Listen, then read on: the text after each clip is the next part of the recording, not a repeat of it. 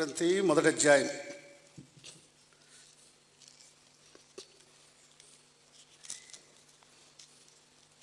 24వ వచనం. 1 కొరింథీ మొదటి అధ్యాయం 24. క్రీస్తు దేవుని శక్తి, అది మన అంశం. క్రీస్తు దేవుని శక్తి. తర్వాత లూకాసు వార్త 23వ అధ్యాయం. లూకాసు వార్త 23 40వ వచనం. అయితే రెండవ వాడు వానిని గద్దించి, నీవదే శిక్షా విధిలో ఉన్నావు గనుక దేవునికి భయపడవా? మనకైతే ఇది న్యాయమే, మనం చేసిన వాటికి తగిన ఫలము పొందుతున్నాం, కానీ ఈయన ఏ తప్పిదమును చేయలేదు అని చెప్పి ఆయనను చూచి, యేసు, నీవు నీ రాజ్యములోనికి వచ్చినప్పుడు నన్ను జ్ఞాపకం చేసుకొనుము అనెను. అందుకు ఆయన వానితో, నేడు నీవు నాతో కూడా పరదైసులో ఉందువు అని నిశ్చయముగా నీతో చెప్పుచున్నాను అనెను. దేవుడి మాటల్ని ఆశీర్వదించునుగాక. మనం శారీరకంగా ఎంతో బలహీనులం, అలాగే మానసికంగా ఎంతో బలహీనులం, ఆధ్యాత్మికంగా బహుగా బలహీనులం. కారణం, మనము మానవ మాత్రులం. మన ప్రార్థనలకు జవాబు వచ్చినంతకు మనం ప్రార్థించడానికి ఆత్మబలము, శక్తి అవసరం. దేవుని స్వరాన్ని వినేంత మటుకు బైబిల్ గ్రంథాన్ని చదవటానికై ఆత్మబలము, ఆత్మశక్తి అవసరం.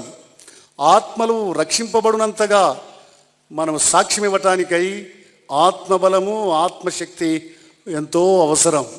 కానీ మనం మానవ మాత్రులం.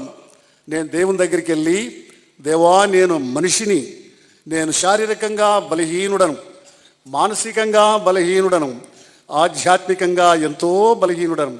అలాంటప్పుడు నేను బలవంతుడను, శక్తివంతుడను ఎలాగా కాగలను అంటే దేవుడు నాకు ఇచ్చే జవాబు ఇది.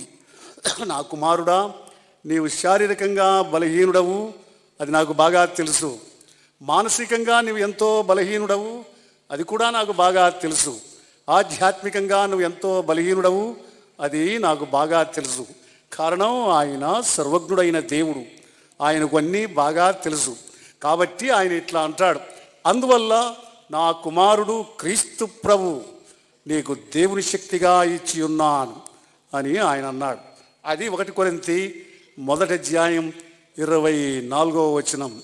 క్రీస్తు దేవుని శక్తి అయి ఉన్నాడు. ఆయన దేవుని శక్తి అయితే నేను ఎలాంటి శక్తిని పొందగలను? ఆయన ద్వారా, ఆయనను బట్టి, ఆయనలో. నేను బైబిల్ గ్రంథాన్ని తెరచి ధ్యానించినప్పుడు దేవుడు నాకు 8 విధములైన శక్తులను చూపించినాడు. మొదటిదిగా హెబ్రీ పత్రిక 4వ అధ్యాయం 12వ వచనం, ఆయన వాక్యపు శక్తి.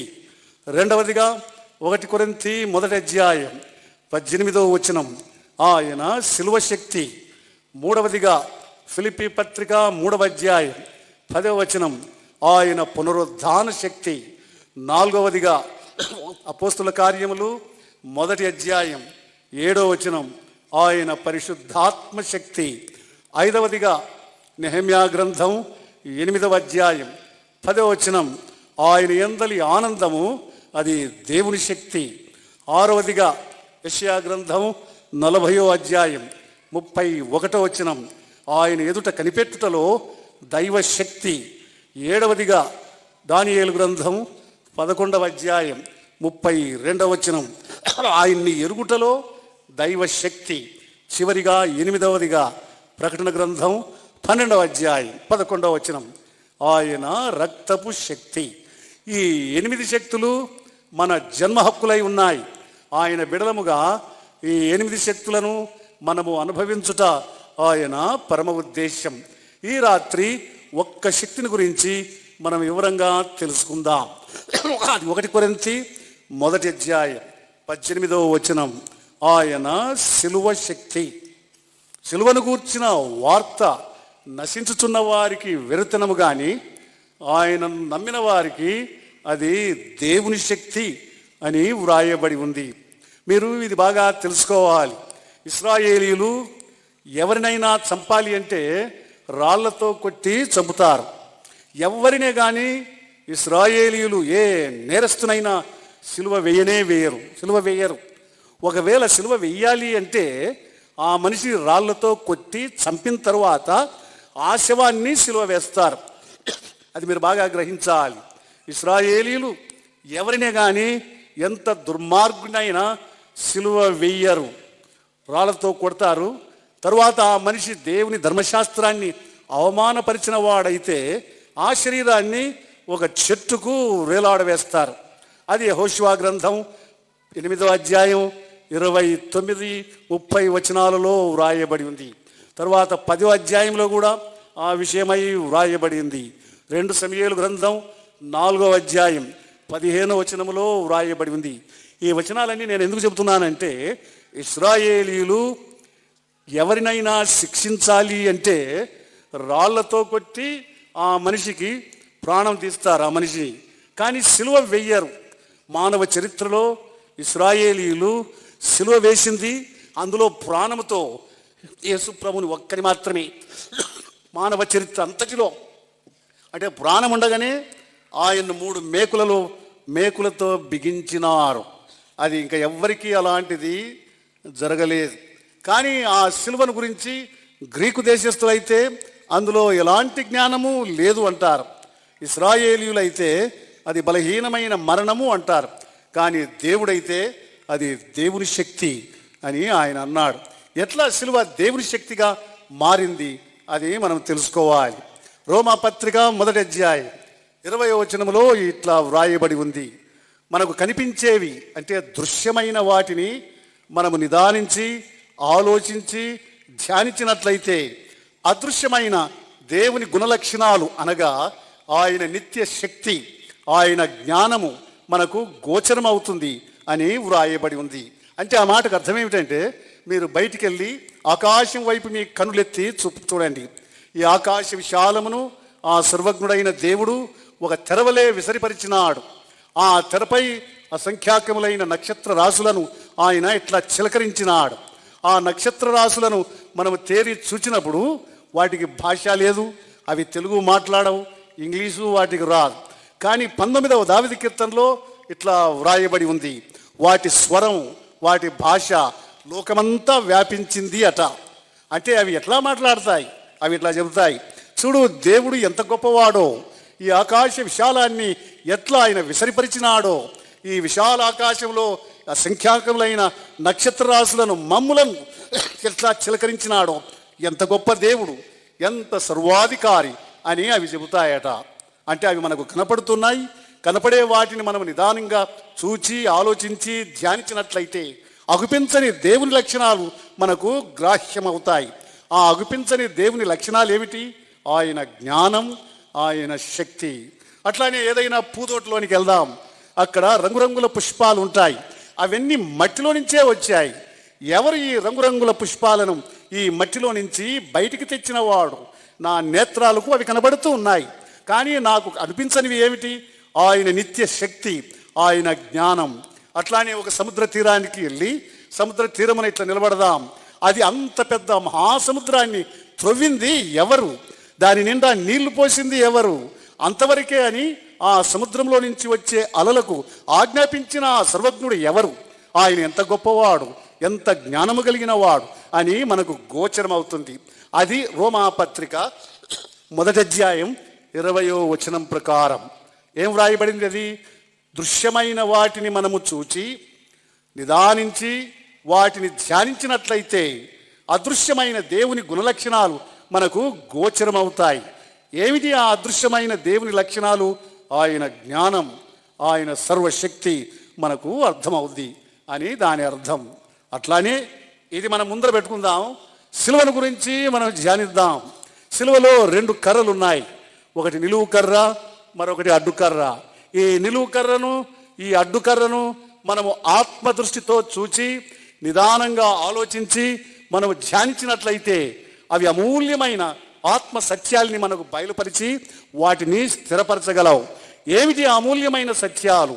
ఆయన నిత్య శక్తి, ఆయన జ్ఞానాన్ని మనకు గోచరం చేస్తాయి. అవి ఎట్లా చేస్తాయో ఇప్పుడు మనం ఆలోచిద్దాం. బైబిల్ గ్రంథాన్ని క్షుణ్ణంగా మనం పరిశీలించినట్లయితే రకరకాల కర్రలు ఉన్నాయి. ఉదాహరణంగా జకరియా గ్రంథం 11వ అధ్యాయం 7వ వచనంలో 2 కర్రల గురించి వ్రాయబడింది. ఒకటి సౌందర్యము అని ఒక కర్ర పేరు, ఒకటి బంధకము అని మరొక పేరు. అట్లానే కీర్తనలు 23 4వ వచనం దుడ్డు కర్ర దండము అని 2 కర్రలు వ్రాయబడి ఉన్నాయి. అట్లానే ప్రాముఖ్యమైన కర్రలు 2 ఉన్నాయి. మొదటిదిగా మోషే కర్ర అని ఒకటి ఉంది, రెండవదిగా అహరోను కర్ర అని మరొకటి ఉంది. ఈ 2 కర్రలు బైబిల్ గ్రంథంలో చాలా ప్రాముఖ్యమైన కర్రలు. కారణం, మోషే కర్ర దేవుని ధర్మశాస్త్రాన్ని మనకు సాదృశ్యపరుస్తుంది. మోషే కర్ర దేవుని ధర్మశాస్త్రాన్ని మనకు తెలియజేస్తుంది. కారణం, 3 కారణాలు ఉన్నాయి. మొదటి కారణం, ఈ సాయంకాల సమయాన ఈ కూడికలోనికి మోషే ఆ ద్వారం నుంచి వస్తున్నాడు అనుకోండి. ఎట్లా వస్తున్నాడు అంటే, అదిగో దేవుని ధర్మశాస్త్రం మన కూడికలోకి వస్తుంది చూడు అన్నట్లు కనబడుతుంది. కారణం, యోహాను సువార్త 1వ అధ్యాయం 17వ వచనంలో దేవుని ధర్మశాస్త్రం మోషే ద్వారా మనకు కలిగెను. కాబట్టి మోషే కర్ర దేవుని ధర్మశాస్త్రాన్ని సూచిస్తుంది. అది మొదటి కారణం. రెండవ కారణం, నిర్గమకాండం 3వ అధ్యాయంలో ఒక పర్యాయం దైవజనుడైన మోషే మందల్ని మేపుతూ ఉన్నాడు. ఒక పొద మండటానికి ప్రారంభించింది. ఆ పొద దగ్గరికి వెళ్ళిన తర్వాత దేవుని స్వరాన్ని మోషే విన్నాడు. మోషే, నీ చేతిలో ఏముంది అన్నాడు. ఒక కర్ర అన్నాడు. ఆ కర్రను కింద పడేసే అన్నాడు. అది కింద పడేసే లోపల ఒక విష సర్పంగా మారిపోయింది. మళ్ళీ దేవుడు అన్నాడు, మోషే దాన్ని తోక పట్టుకో అన్నాడు. తోక పట్టుకునే లోపల మళ్ళీ కర్రగా మారింది. ఏమిటి వింత కర్ర? కాసేపు ఆ కాపరి చేతిలో ఒక జతకాడు, ఒక స్నేహితుడు, అలాంటిది కింద పడేసే లోపల ఒక శత్రువుగా పరిణమించినాడు. అట్లానే దేవుని ధర్మశాస్త్రాన్ని మనం ఎంతకాలం పట్టుకుంటామో, అంటే చేత్తో అని కాదు, మన హృదయంతో అంతకాలము ఆ ధర్మశాస్త్రము మనకు జతకాడు, మనకు స్నేహితుడు. కాబట్టి ఎప్పుడైతే దాన్ని కింద పడేస్తామో అప్పుడు అదే ధర్మశాస్త్రం మనకు శత్రువుగా పరిణమిస్తాడు. చూడండి, కర్ర ఒక గొర్రెల కాపరి చేతిలో ఉన్నప్పుడు ఆయన ఎత్తు స్థలాలను ఎక్కగలడు, ఆయన కొన్ని గుంతలను దాటగలడు, ఆ కర్రపై విశ్రాంతిని తీసుకోగలడు. అంటే కర్ర ఆ మనిషికి ఒక స్నేహితుడు, ఒక జతగాడు, ఒక పనివాడుగా ఉండును. అట్లానే దేవుని గ్రంథాన్ని నేను చేపట్టినప్పుడు ఈ గ్రంథం నాకు ఒక స్నేహితుడు. ఎక్కడ అపాయం ఉందో ఈ గ్రంథం నాకు తెలియచేస్తుంది, ఎట్లా దాటుకోగలనో ఈ గ్రంథం నాకు తెలియజేస్తుంది. కానీ ఎప్పుడైతే ఈ గ్రంథాన్ని కింద పడేస్తానో అదే గ్రంథం నాకు ఒక శత్రువుగా పరిణమిస్తుంది. ఇది రెండవ కారణం. ఇక మూడవ కారణం, నిర్గమకాండం 17వ అధ్యాయం 6వ వచనం. 6 లక్షల ఇశ్రాయేలీయులను మోషే అరణ్యయాత్రలో నడిపిస్తూ ఉన్నాడు. వాళ్లకు బాగా దాహం వేసింది. మోషే దగ్గరికి పోయి కంప్లైంట్ చేశారు, మాకు దాహం వేస్తుంది, నీళ్లు కావాలి అని. మోషే నీళ్లు ఎక్కడి నుంచి తీసుకురాగలడు? దేవుని దగ్గరికి వెళ్ళి దేవునికి కంప్లైంట్ చేశాడు, దేవా, ఈ 6 లక్షల మందికి నేను నీళ్లు ఎక్కడి నుంచి తీసుకురాగలను? అప్పుడు దేవుడు అన్నాడు, మోషే, అదో హోరేబు కొండ, ఆ కొండ దగ్గరికి వెళ్ళు, అక్కడ ఒక బండ ఉంది, ఆ బండను నీ కర్రతో ఇట్లా ఎత్తి పగలగొట్టు అన్నాడు. అట్లనే ఆయన ఆజ్ఞ మేరకు మోషే హోరేబు పర్వతం దగ్గరికి వెళ్ళి అక్కడ ఒక బండ ఉండగా ఆ బండను కర్రతో ఇట్లా కొట్టాడు.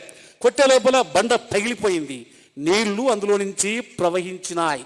ఆ బండ 1 కొరింథీ 10వ అధ్యాయం 4వ వచనం ప్రకారం క్రీస్తే అని వ్రాయబడి ఉంది. ఆ బండ ఎవరిని కరవలేదు, ఎవరిని చెడ్డగా మాట్లాడలేదు, ఎవరిని ఏ హాని చేయలేదు.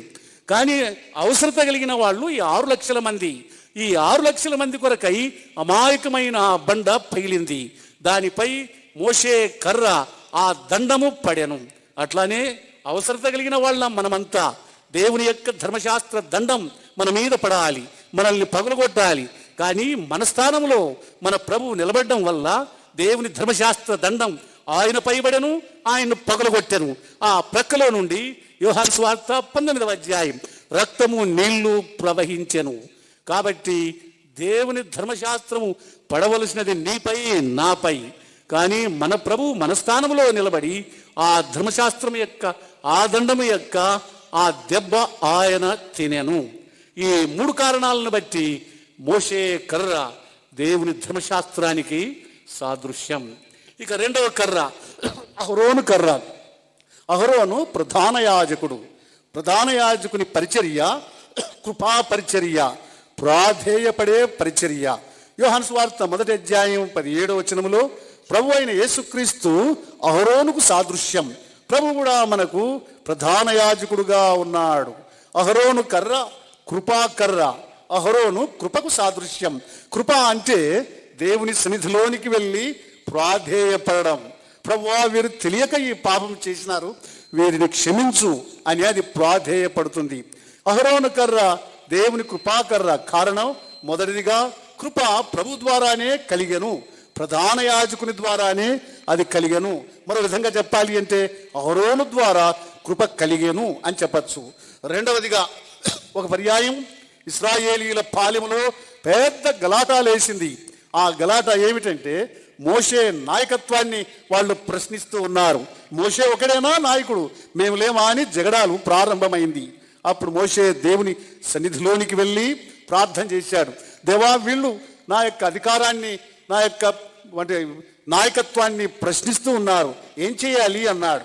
అప్పుడు దేవుడు అన్నాడు, మోషే, మీరు 12 గోత్రాలు, ఈ 12 గోత్రముల వారు 12 కర్రలను తెచ్చి నా మందిరంలో పెట్టమన్నాడు. అందుకని 12 కర్రలు, ఎండిన కట్టెల్ని దేవుని మందిరంలో పెట్టారు. సంఖ్యాకాండం 17వ అధ్యాయం 8వ వచనం. మరుసటి దినమును వెళ్ళి చూడు అన్నాడు. మరుసటి దినం వెళ్ళే లోపల 11 కర్రలు ఎండిన కట్టెల్లాగా అట్లానే ఉడిపోయాయి. ఒక కర్రలో ఏదో మార్పు కలిగింది. ఆ కర్ర అహరోను కర్ర. ఆ కర్రలోకి ప్రాణం వచ్చింది, అది చిగురించింది, అది పుష్పించింది, అది ఫలించింది. ఇదంతా కృపాకార్యం. అంటే ఎండిన కట్టెలోనికి ప్రాణం వచ్చెను. రక్షణ అంటే అదే అర్థం. ఎఫెసీ పత్రిక 2వ అధ్యాయం 8వ వచనం. మనం కృపచేతనే రక్షింపబడి ఉన్నాం. దాన్ని మరో విధంగా చెప్పాలి అంటే మనం కృపచేతనే నిత్య జీవాన్ని పొంది తిని మనమందరం ఎండిన కట్టెలతో సమానం. ఎండిన కట్టెలు బాగా పనికి వచ్చేది ఎక్కడంటే పొయ్యిలోనికే.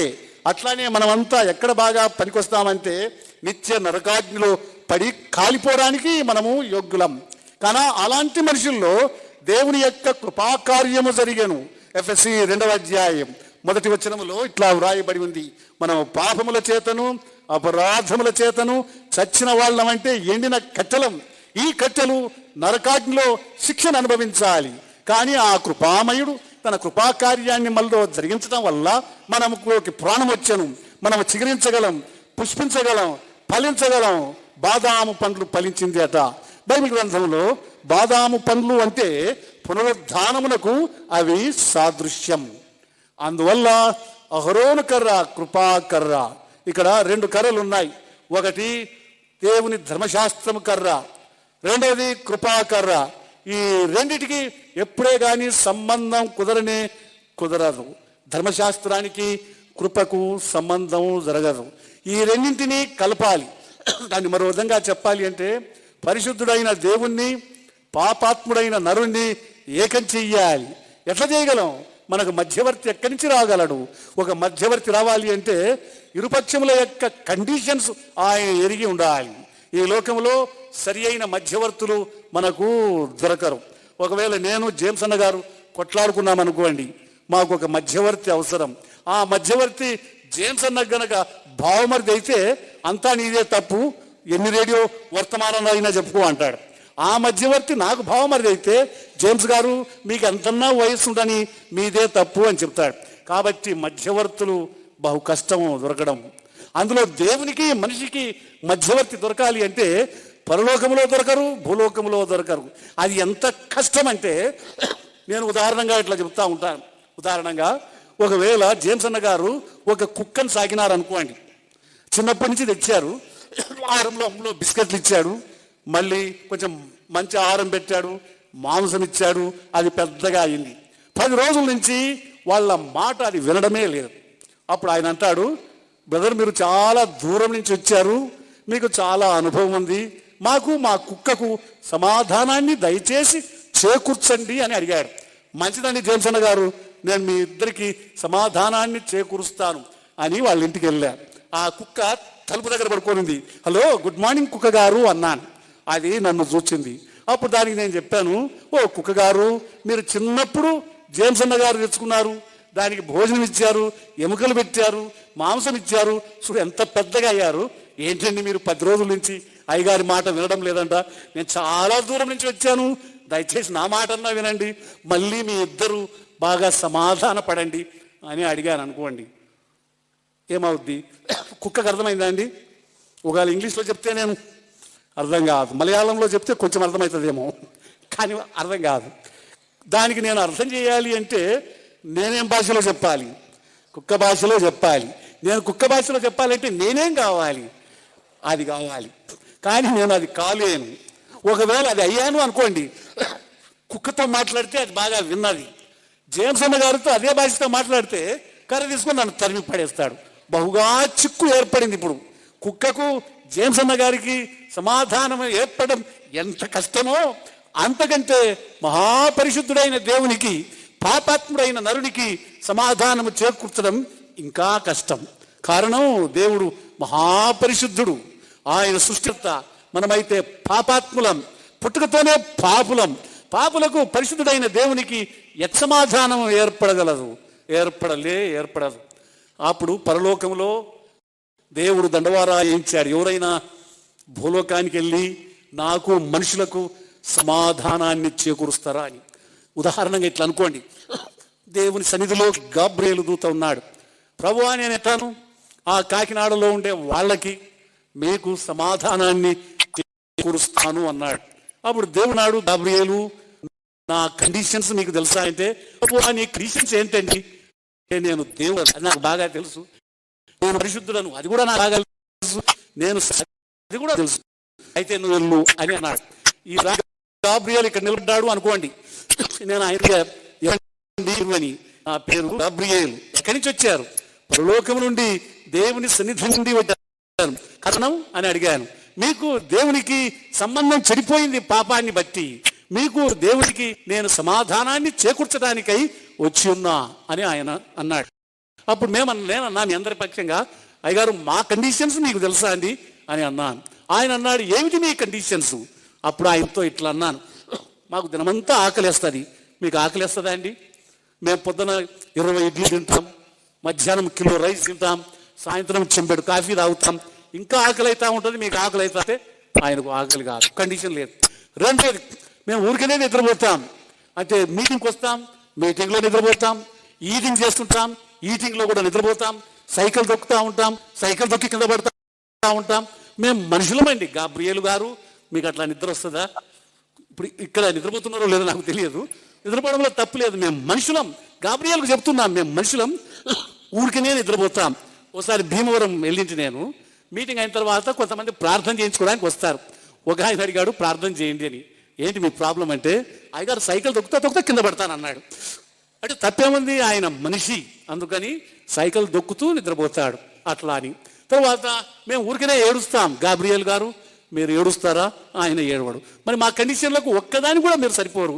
ఎట్లా దేవునికి మాకు సంబంధాన్ని, అంటే సమాధానాన్ని చేకూరుస్తారు? అంటే గాబ్రియేలు గుడ్ నైట్ చెప్పి వెళ్ళిపోతాడు.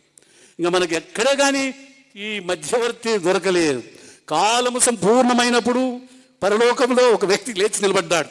ఆయన అన్నాడు, నేను మీకు కాకినాడ వాళ్ళకి నేను సమాధానాన్ని చేకూరుస్తాను అన్నాడు. అప్పుడు తండ్రి అయిన దేవుడు అన్నాడు, యేసు, నా కండిషన్స్ నీకు తెలుసా అన్నాడు. ప్రభు, ఏమిటి నీ కండిషన్స్? నేను పరిశుద్ధుడను. ప్రభు అన్నాడు, నేను పరిశుద్ధుడనే, నేను సత్యం, నేను సత్యమే, నేను నిత్య జీవం, నేను నిత్యమే. అట్లయితే వెళ్ళన్నాడు. ఆయన ఈ రాత్రి ఇక్కడ నిలబడ్డాడు అనుకోండి. మళ్ళీ ఆయన అందరి పక్షంగా నేను ప్రశ్నించిన, అయ్యగారు మీరు ఎవరు? నేను నజరేయుడైన యేసును. ఎందుకు వచ్చారండి మా మీటింగ్లోకి అని అడిగారు. మీకు దేవునికి సమాధానాన్ని చేకూర్చడానికై వచ్చి ఉన్నాను. మా కండిషన్లో తెలుసా అండి మీకు? అంటే ఏమిటి మీ కండిషన్లో అని మళ్ళీ అవే అడిగా. మాకు ఊరికనే ఆకలి అవుతుంది, మీకు అవుతుందా అండి? ఆయన చెప్తాడు, మీకంటే ఎక్కువ నాకు ఆకలి అవుతుంది అన్నాడు. మత్తయి సువార్త 21వ అధ్యాయం 18-19 వచనాలు. ఉదయకాలమనే ఆయనకు అంత ఆకలి అవుతుంది, ఉదయాన్నే ఆకలి అయింది ఆయనకు. వాళ్ళు అనుకున్నారు, ఏం గురువు ఈ గురువు ఇంత పొద్దున్నే ఆకలి అవుతుంది అంటున్నాడు. ఒక చెట్టు ఉంటే పచ్చికాయలైనా దొరుకుతాయని ఆ చెట్టు దగ్గరికి ఆయన వెళ్ళినాడు. అంటే అంత ఆకలి కొన్నవాడు మన కండిషన్స్కు సరిపోతాడు. తర్వాత మేము ఊరికే నిద్రపోతాం. మరి నిద్రపోతారండి? ఆయన అంటాడు, మీకంటే ఎక్కువగా నేను నిద్రపోతాను అని.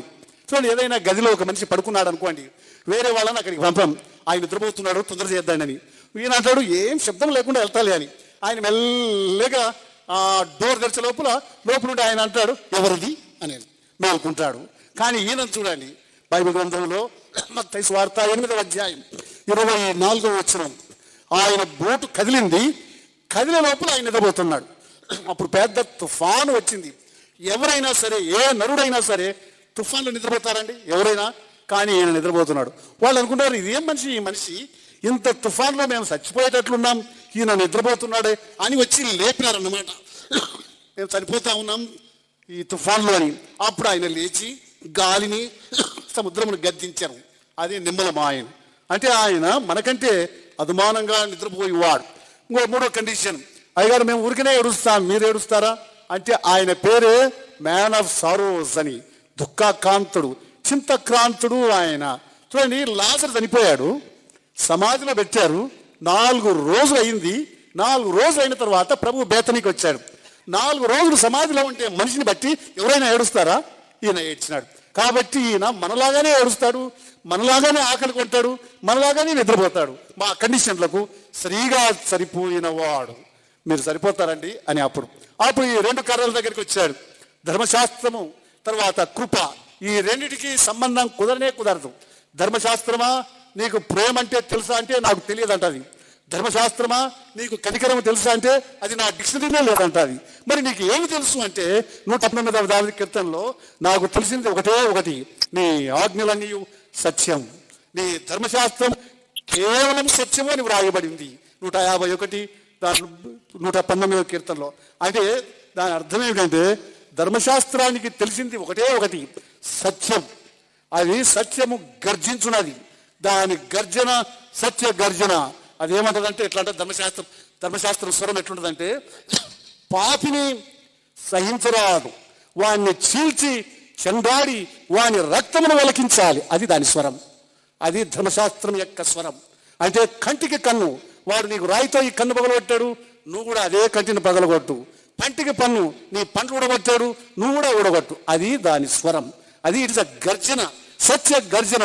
పాపిని సహించరాదు, పాపిని క్షమించకూడదు, పాపిని చీల్చాలి, చెండాడాలి, వాని రక్తాన్ని ఒలికించాలి, అది దాని గర్జన.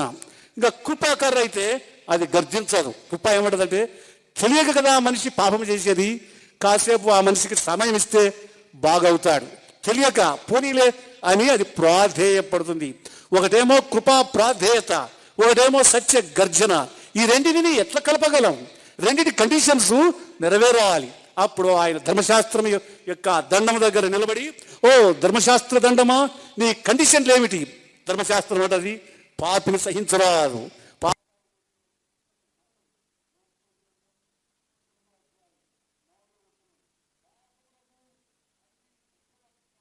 The soul that sinner shall die అని వ్రాయబడింది.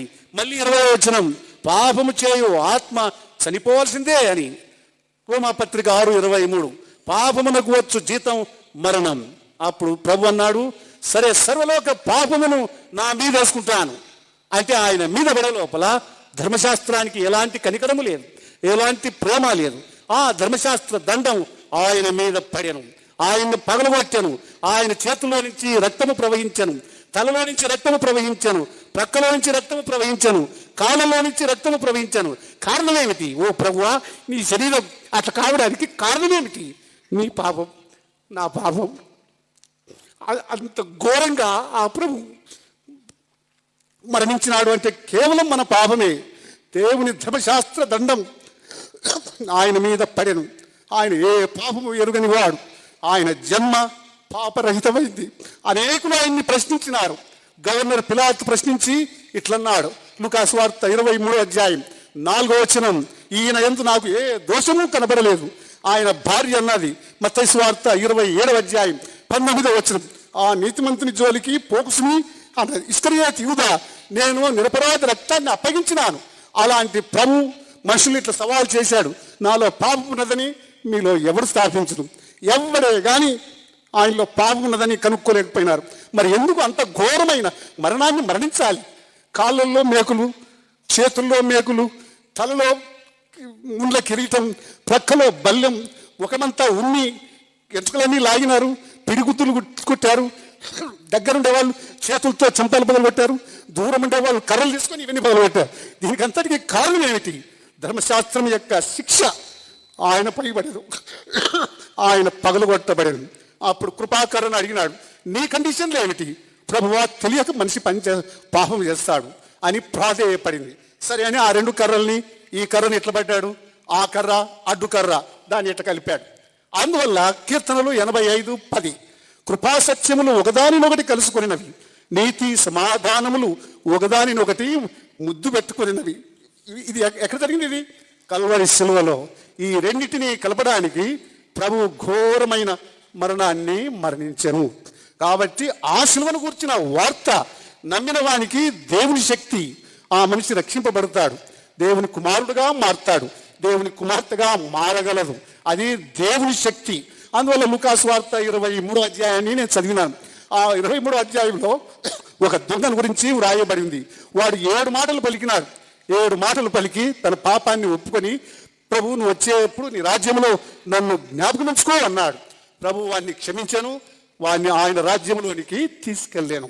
కాబట్టి 2 కర్రలు కలిశాను, కృపా సత్యములు ఒకదానినొకటి కలుసుకున్నాయి, నీతి సమాధానములు ఒకదానిని ఒకటి ముద్దు పెట్టుకున్నాయి. కాబట్టి సిలువను గురించిన వార్త అది దేవుని శక్తి. అందుకని అది కేవలం రోజుల్లో ఎక్కడ పడితే అక్కడ సిలువలు కనపడతాయి. కొన్ని చెక్క సిలువలు, కొన్ని ఇనుపవి, కొన్ని తాలిబొట్ల మీద ఉంటాయి, కొన్ని సిలువలు చర్చెస్లో ఉంటాయి. కొందరు ఈ మధ్య నేను విన్నాను ఏదో రుమాలు కూడా వేస్తారట దానికి. ఆ సిలువ కాదు నేను మాట్లాడింది, అది దేవుని సిలువ. అందులో దేవుని శక్తి ఉంది. దేవుడు ఈ మాటల్ని ఆశీర్వదించును గాక. దయచేసి అందరూ మోకరించండి.